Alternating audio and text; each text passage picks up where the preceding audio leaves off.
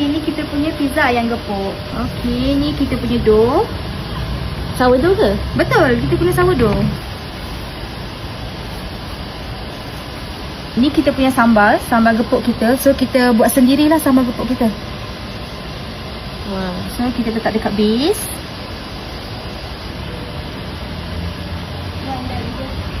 Okay, so lepas tu kita letak cheese. Okay, popcorn chicken besar-besar. Wow. Satu pizza berapa ketul ayam? Dalam 8 hingga 10 ketul.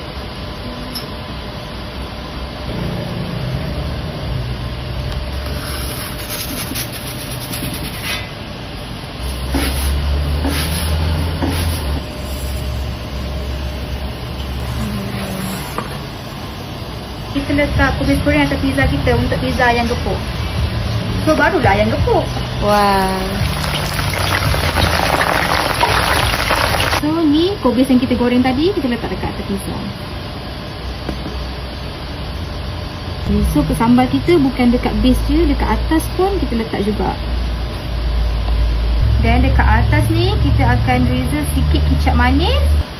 Berapa slice pizza ni? 8 8 slice. slice.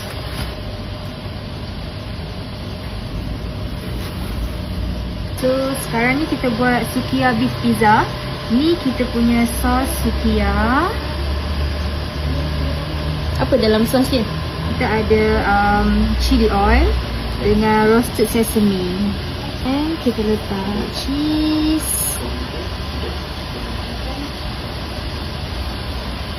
This is our beef.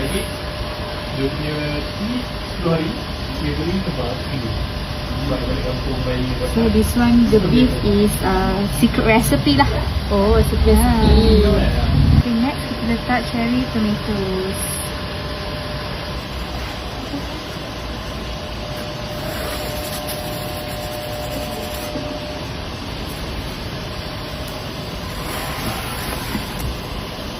Okay, so atas ni kita letak lettuce.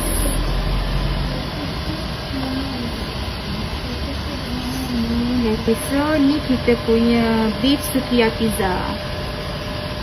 So enjoy.